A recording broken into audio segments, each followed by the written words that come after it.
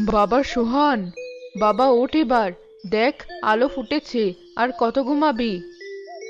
মা, আর একটু। কাল রাতে তোমার পায়ে তেল মালিশ করতে করতে কখন যে ঘুমিয়ে পড়েছি টেরই পাইনি। সে আমি জানি, তুই আমার জন্য দিনরাত খাটছিস। কিন্তু এখন না উঠলে যে বেলা হয়ে যাবে। জঙ্গলে যাবি না? ঘরে যে চাল নেই। চাল নেই? তুমি আমাকে কাল রাতে বলনি কেন মা? আমি তো ভাবলাম আরো দুদিন চলে যাবে। তুমি কিছু খাওনি? আরে না না, আমি খেয়েছি। কালকের পান্তা ছিল। তুই চিন্তা করিস না। তুই আগে নিজের জন্য ভাব। আমার কথা পরে। তোমার পায়ের ব্যথাটা কমলেই আমার সব ব্যথা চলে যাবে। তুমি দেখো মা, আজ আমি অনেক কাঠ কেটে আনবো। সেই টাকা দিয়ে তোমার জন্য শহরের বড় ডাক্তারের কাছে থেকে সবচেয়ে ভালো ওষুধটা নিয়ে আসবো। ডাক্তার কি বলেছিল মনে নেই? ওই ওষুধটা নিয়মিত খেলে তোমার ব্যথা একদম ভালো হয়ে যাবে। ওই ওষুধের যে অনেক দাম বাবা, তুই এত টাকা কোথায় পাবি? তার চেয়ে বরং তুই একখানা জুতা কিনে নিস তোর জন্য। তোমার সুস্থতার চেয়ে বড় আমার কাছে আর কিছুই নেই। বাবা তো আমাকে দেখে যেতে পারেননি। তুমি আমার বাবা, তুমি আমার মা। তোমাকে ভালো রাখার দায়িত্ব আমার। তুমি শুধু দোয়া করো যেন আজ ভালো দেখে একটা বড় গাছ পাই। সৃষ্টিকর্তা তোর সব ভালো চাওয়া পূরণ করুক বাবা। আয়, দুটো মুড়ি আছে, খেয়ে নে। না মা, তুমি খাও। আমি জঙ্গল থেকে ফেরার পথে কিছু ফল পেড়ে নেব। আমার জন্য ভেবো না। সাবধানে যাস বাবা। আর জীবন্ত গাছে কুঠার লাগাস না। সৃষ্টিকর্তা নারাজ হবেন। সে তুমি চিন্তা করো না মা, আমি তোমারই ছেলে।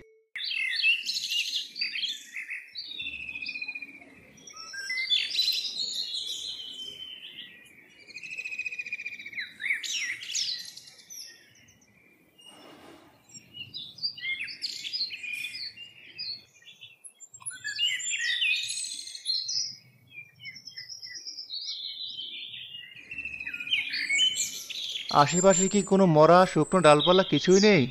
মা ঘরে একা। তাকে খাওয়াতে হবে, তার ওষুধ কিনতে হবে। কত দেরি হয়ে যাচ্ছে। উফ, পায়ে কি একটা ফুটলো।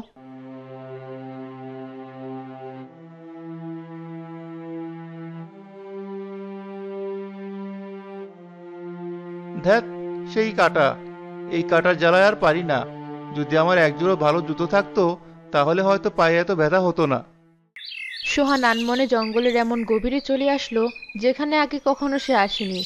জায়গাটা ছিল অদ্ভুত শান্ত আর সুন্দর। হঠাৎ তার চোখ পড়ল একটা ঝোপের আড়ালে। কি যেন সোনার মতো চিকচিক করছিল সেখানে। ওটা কি? কোনো শিকারী ফেলে যাওয়া কিছু নাকি?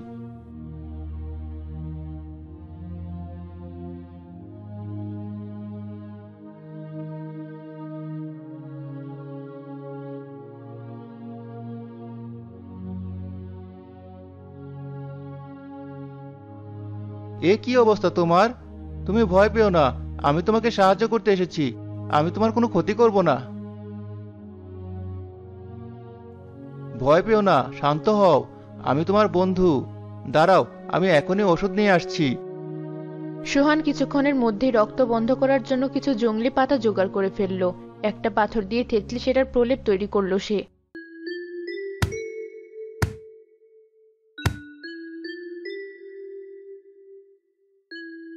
একটু ধৈর্য ধরো। একটু জ্বালা করতে পারে, কিন্তু দেখবে কিছুক্ষণের মধ্যেই তোমার রক্ত পড়া বন্ধ হয়ে যাবে। আহারে, কি ভীষণভাবে আঁচড় দিয়েছে। নিশ্চয়ই কোনো দুষ্ট বাঘের কাজ। ঔষধি পাতার গুণে হরিণটির রক্ত পড়া ধীরে ধীরে বন্ধ হয়ে আসলো। সে কিছুটা সুস্থ বোধ করলো। বড় তৃষ্ণার্ত আমি। একটু পানি এনে দেবে ভাই? কে? কে কথা বললো? তুমি কথা বলতে পারো? হ্যাঁ, আমি কথা বলতে পারি। তুমি ভয় পেও না। তুমি আমার প্রাণ বাঁচিয়েছো। তোমার কোনো ভয় নেই। আমার গলাটা শুকিয়ে কাঠ হয়ে গেছে। দয়া করে একটু পানি দাও। হরিণটির কাতর অনুনয়ে সোহান কাছের নদী থেকে তার ছোট্ট পানির পাত্রটি ভরে নিয়ে আসলো। এই নাও, পানি খাও। আস্তে আস্তে খাও। তোমার মনটা খুব পবিত্র। এই জঙ্গলে সবাই আসে নিজের স্বার্থে, কিছু নেওয়ার জন্য। কিন্তু তুমি এলে আমাকে সাহায্য করতে, কিছু দেওয়ার জন্য। আমি তোমার উপর অত্যন্ত প্রসন্ন হয়েছি। এ আর এমন কি বড় কাজ? যে কোনো প্রাণী বিপদে পড়লে তাকে সাহায্য করাই তো মানুষের ধর্ম। এই ধর্ম আজ আর কজনে পালন করে? সবাই শুধু নিজের কথাটাই ভাবে। আমি তোমাকে পুরস্কৃত করতে চাই। বলো, তুমি কি চাও? তুমি যা চাইবে আমি তাই দেব। না না, আমার কিছু চাই না। তোমাকে সুস্থ দেখে আমার খুব ভালো লাগছে। এটাই আমার সবচেয়ে বড় পুরস্কার। আমি এখন আসি। আমাকে কাঠ কেটে বাড়ি ফিরতে হবে। দাঁড়াও, যে নিঃশর্তভাবে উপকার করে তাকে খালি হাতে ফেরানো আমার নিয়ম নয়। তোমাকে কিছু একটা নিতেই হবে। তোমার মনের সবচেয়ে বড় ইচ্ছাটা আমাকে বলো। কোনো দ্বিধা করো না। যদি কিছু দিতেই চাও, তবে আমাকে একজোড়া মজবুত জুতো দাও। জঙ্গলে পথে হাঁটতে আমার খুব কষ্ট হয়। পায়ে কাটা ফোটে, পাথর লাগে। মা খুব চিন্তা করে। একজোড়া ভালো জুতো পেলে আমার পায়ের আরাম হবে, আর মাও নিশ্চিন্ত থাকবে। শুধু একজোড়া জুতো? তুমি তো হীরা, মণি মাণিক্য যা খুশি চাইতে পারতে। ওসব দিয়ে আমি কি করব? আমার তো শুধু মায়ের হাসি ফোটানো আর দুবেলা খাবারের যোগান দেওয়া ছাড়া আর কোনো স্বপ্ন নেই। জুতো জোড়া পেলেই আমি অনেক খুশি হব। বেশ, তোমার ইচ্ছাই পূরণ হবে। হরিণটি তার সোনার শিং বাতাসে নাড়ালো। সাথে সাথে সোহানের সামনে শূন্য থেকে আবির্ভূত হলো একজোড়া অপূর্ব জুতো। জুতো জোড়ার দিকে তাকিয়ে সোহানের চোখ ধাঁধিয়ে গেল। জুতোয় ছিল রংধনুর 7টি রং: বেগুনি, নীল, আকাশি, সবুজ, হলুদ, কমলা আর লাল। প্রতিটি রং থেকে যেন মৃদু আলো ঠিকরে পড়ছিল। এই নাও তোমার পুরস্কার। কিন্তু মনে রেখো, এটা কোনো সাধারণ জুতো নয়। এটা জাদুর জুতো। এই জুতো প্রতিদিন একবার করে তার রং বদলাবে। আর এই জুতো পায়ে দিয়ে তুমি যা চাইবে তাই পাবে। আমি যা চাইবো তাই পাবো? হ্যাঁ, তুমি তাই পাবে। এই জুতো তোমার ভাগ্য পরিবর্তন করে দেবে। কিন্তু আমার একটা কথা তোমাকে সবসময় মনে রাখতে হবে। কি কথা? এই জুতো সততার পুরস্কার। এটা কেবল সৎ এবং পরোপকারী মানুষের জন্যই কাজ করবে। যদি কখনো লোভে পড়ে তুমি এর ব্যবহার করো, অথবা কোনো লোভী মানুষ অসৎ উদ্দেশ্যে এই জুতা পরে কিছু চায়, তবে এই জুতোই তার জন্য ভয়ঙ্কর সর্বনাশের কারণ হয়ে দাঁড়াবে। মনে থাকবে আমার কথা? হ্যাঁ, আমার মনে থাকবে। আমি কখনো লোভ করব না। তাহলে এবার আমি আসি। তোমার মঙ্গল হোক।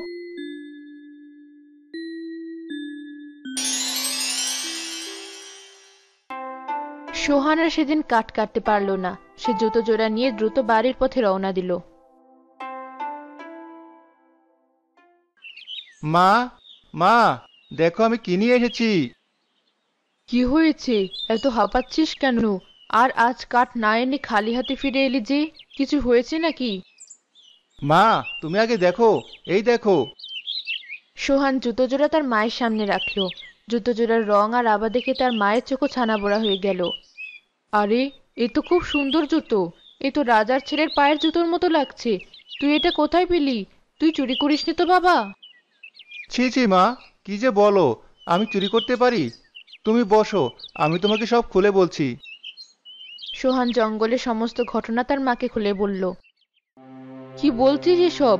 হরিণ কথা বলে? জাদুর জুতো? এসব কি সত্যি? একদম সত্যি মা। হরিণটি আমার চোখের সামনে হাওয়ায় মিলিয়ে গেল। আর এই জুতো, সে বলেছে এটা আমার সব ইচ্ছা পূরণ করবে। আমার তো ভয় করছে বাবা। যদি এতে কোনো বিপদ থাকে? না মা, কোনো বিপদ নেই। হরিণটা বলেছে এটা সততার পুরস্কার। শুধু লোভ করতে মানা করেছে। তুমি দেখো, আমাদের আর কোনো দুঃখ থাকবে না। সেদিন রাতে সোহান জুতো জোড়া তার বিছানার পাশে সযত্নে রেখে ঘুমালো।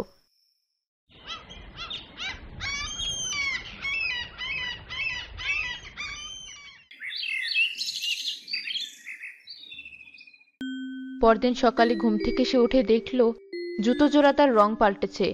গতকাল যেখানে লাল রং ছিল, আজ সেখানে উজ্জ্বল কমলা রং ধারণ করেছে। মা, মা, দেখে যাও, জুতোটা রং পাল্টেছে। হরিণটা সত্যি বলেছিল।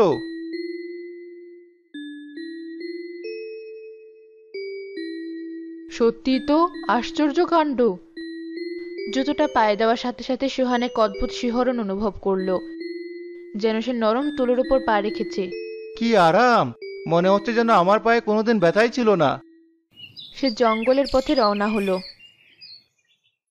জুতোটা কি সত্যি কাজ করে? একবার পরীক্ষা করে দেখলে কেমন হয়? আচ্ছা, দেখি। জাদুর জুতো, তুমি যদি সত্যি জাদুকরি হও, তাহলে আমাকে এই জঙ্গলের সবচেয়ে বড় মরা গাছটার সামনে নিয়ে চলো।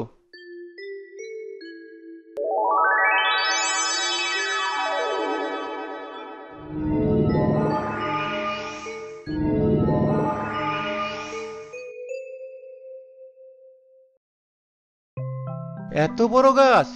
এটা কাটতে পারলে তো আমার আগামী 6 মাসের চিন্তা থাকবে না। জুতোটা তাহলে সত্যিই কাজ করে? সোহান আনন্দে গাছটি কাটতে শুরু করলেও আকারে অনেক বড় হওয়ায় সে দুপুর হতে ক্লান্ত হয়ে যায়। উফ, কি পিপাসা পেয়েছে! এখন যদি একটু ঠান্ডা পানি পাওয়া যেত তাহলে খুব ভালো হতো।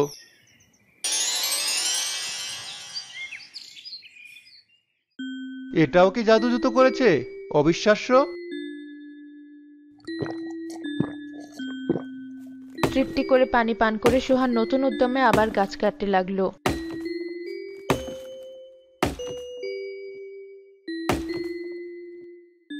আমার কুঠারটা যদি আরো ধারালো হতো, আর আমার গায়ে যদি আরো শক্তি আসতো। সাথে সাথে সে অনুভব করলো তার কুঠারটা যেন আগের চেয়ে অনেক হালকা হয়ে গেছে এবং প্রতিটি কোপ গাছের অনেক গভীর পর্যন্ত যাচ্ছে। তার শরীরেও যেন 10 জন মানুষের শক্তি চলে এসেছে। বিকেলের মধ্যে সে পুরো গাছটা কেটে ছোট ছোট আটিতে বেঁধে ফেললো। বাহ, আজ অনেক কাঠ হয়েছে, কিন্তু এত কাঠ আমি একা বয়ে নিয়ে যাব কি করে? আমার সাতরঙা বন্ধু, এই কাঠের আটিগুলো আমার বাড়ির উঠানে পৌঁছে দেওয়ার ব্যবস্থা করো।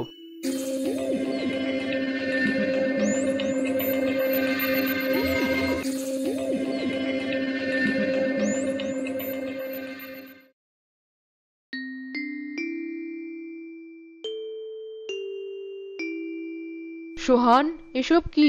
এত কাঠ তুই একা আনলি কি করে? সবই জাদুর জুতোর কেরামতি মা। আমাদের আর কোনো দুঃখ নেই। সব কাঠ বাজারে বিক্রি করে সোহান অনেক টাকা পেল। সে টাকা দিয়ে সে মায়ের জন্য সবচেয়ে দামি ওষুধ কিনলো, ঘরের জন্য অনেক চাল ডাল তেল কিনলো, আর মায়ের জন্য একটা নতুন শাড়িও কিনলো। তাদের দিনকাল ভালোই কাটতে থাকে। একদিন তাদের বাড়িতে সোহানের চাচা আরিফ এসে উপস্থিত হয়। আরে সুহান বাবা, কেমন আছিস? আরে ভাবি, আপনি কেমন আছেন? শুনলাম আপনাদের নাকি সুদিন ফিরেছে, তাই ভাবলাম একবার গিয়ে দেখে আসি। আরিফ ভাই, আসুন আসুন, ভালোই হলো আপনি এসেছেন। আমরা ভালো আছি সৃষ্টিকর্তার রহমতে। বাহ বাহ, ছনের ঘর থেকে টিনের ঘর, উঠোনে এত মুরগি, ঘরের ভেতরও তো নতুন সব আসবাবপত্র দেখছি। সুহান বাবা, তুমি কি আলাদিনের চেরাগ পেলে? না চাচা, ও কিছু না, সৃষ্টিকর্তা দিয়েছেন। আরে, আমার কাছে লুকোচ্ছিস কেন? আমি তো তোর চাচা, তোর ভালো দেখলে আমারই তো আনন্দ হবে। বল না, কি এমন কাজ করছিস যে রাতারাতি এত টাকার মালিক হয়ে গেলি? আমাকেও একটু বুদ্ধি দে, আমিও বড়লোক হই। সোহান তার চাচার মতলব বুঝতে পেরে তাকে এড়িয়ে যাওয়ার চেষ্টা করলো। তেমন কিছু না চাচা, জঙ্গলে এখন ভালো কাঠ পাওয়া যাচ্ছে, তাই আয়ও ভালো হচ্ছে। কিন্তু সোহানের মা ছিলেন সরল সোজা। তিনি আরিফের মিষ্টি কথাই ভুলে গেলেন। আরে ওকে আর কি জিজ্ঞেস করছেন আরিফ ভাই? সব সৃষ্টিকর্তার দান। এক হরিণ। মা, কি বলছো এসব? হরিণ? কি হরিণ ভাবি? বলুন না, আমার কাছে বলতে দোষ কি? আমি কি পর? না না, তা কেন হবে? আসলে হয়েছে কি? সোহানের মা সরল বিশ্বাসে সব কথা আরিফের কাছে গড়গড় করে বলে দিলেন। সব শুনে আরিফের চোখ লোভে আর হিংসায় জ্বলতে লাগলো। তাই নাকি? কি আশ্চর্য ঘটনা! সুহান তো তাহলে খুবই ভাগ্যবান। তার জুতো জোড়া এখন কোথায়? ওটা আমার কাছেই আছে। বাহ, খুব ভালো। তা বাবা, আজকের রাতটা আমি এখানেই থেকে যাই। অনেকদিন পর এলাম, তোমাদের সাথে একটু গল্প গুজব করি। সোহান আর তার মা তাকে না করতে পারলেন না, কিন্তু সোহানের মনটা কু ডাকছিল।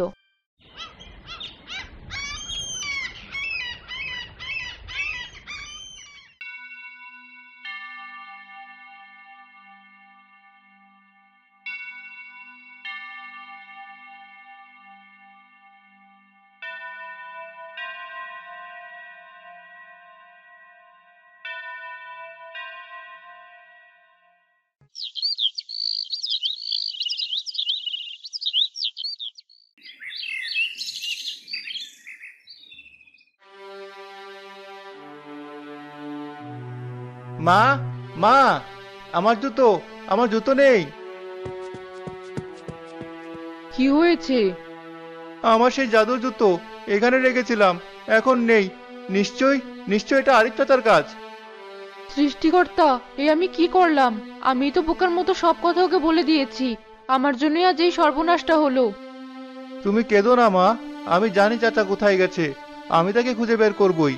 পরীটা বলেছিল লোভীর হাতে পড়লে এই জুতো তার সর্বনাশ করবে। চাচা, নিশ্চয়ই বড় বিপদ হবে, আমাকে যেতে হবে। চাচার বাড়িতে পৌঁছে সোহান এক ভয়ঙ্কর দৃশ্য দেখল। উঠানের ঠিক মাঝখানে তার চাচা আরিফকে ঘিরে রেখেছে এক বিশাল সোনার খাঁচা। খাঁচাটা ধীরে ধীরে ছোট হয়ে আসছে আর আরিফকে চেপে ধরছে। সোহান, বাবা, আমাকে বাঁচা, আমাকে এই দোজক থেকে উদ্ধার কর, আমি মরে গেলাম। চাচা, এ কি অবস্থা আপনার? আপনি আমার জুতো চুরি করেছেন? হ্যাঁ বাবা, আমি চুরি করেছি, আমি লোভে অন্ধ হয়ে গিয়েছিলাম, আমাকে ক্ষমা করে দে। এই শয়তান জুতো আমাকে মেরে ফেলছে, বাঁচা আমাকে। আপনি জুতো পরে কি চেয়েছিলেন? আমি আমি চাইলাম আমি এই দেশের সবচেয়ে বড় রাজার মতো এক সোনার প্রাসাদে থাকবো। এই কথা বলার সাথে সাথে সোনার খাঁচা এসে আমাকে বন্দি করে ফেললো, আর এটা ধীরে ধীরে আমাকে পিষে মারছে। আমার দম বন্ধ হয়ে আসছে, আমাকে বাঁচা সোহান। আমি আপনাকে বাঁচাবো এক শর্তে। আমি তোর সব শর্তে রাজি, তুই যা বলবি আমি তাই করব, শুধু আমাকে এখান থেকে বের কর। আপনাকে কথা দিতে হবে, আপনি আর কখনো লোভ করবেন না, কখনো অন্যের সম্পদে হিংসে করবেন না। আমি কথা দিচ্ছি বাবা, আমি আর জীবনও লোভ করব না, আমাকে বাঁচা। সোহান এগিয়ে গিয়ে আরিফের পা থেকে জুতো জোড়া খুলে নিল। সাথে সাথে সোনার খাঁচাটি অদৃশ্য হয়ে গেল। আমাকে মাফ করে দে বাবা, তুই আজ আমার প্রাণ বাঁচালি। আমি আমার ভুল বুঝতে পেরেছি, লোভ যে কত বড় সর্বনাশের কারণ তা আমি আজ নিজের চোখে দেখলাম। চাচা, সৃষ্টিকর্তা আপনাকে মাফ করুক। এই জুতো আমার, কিন্তু এর মালিক আমি নই, এর মালিক সততা। আমি এটা নিয়ে যাচ্ছি। সোহান সেই 7 রঙা জুতো হাতে নিয়ে নিজের বাড়ির দিকে রওনা দিল। সে বুঝতে পারল এই জাদুর জুতো এক বিরাট দায়িত্ব।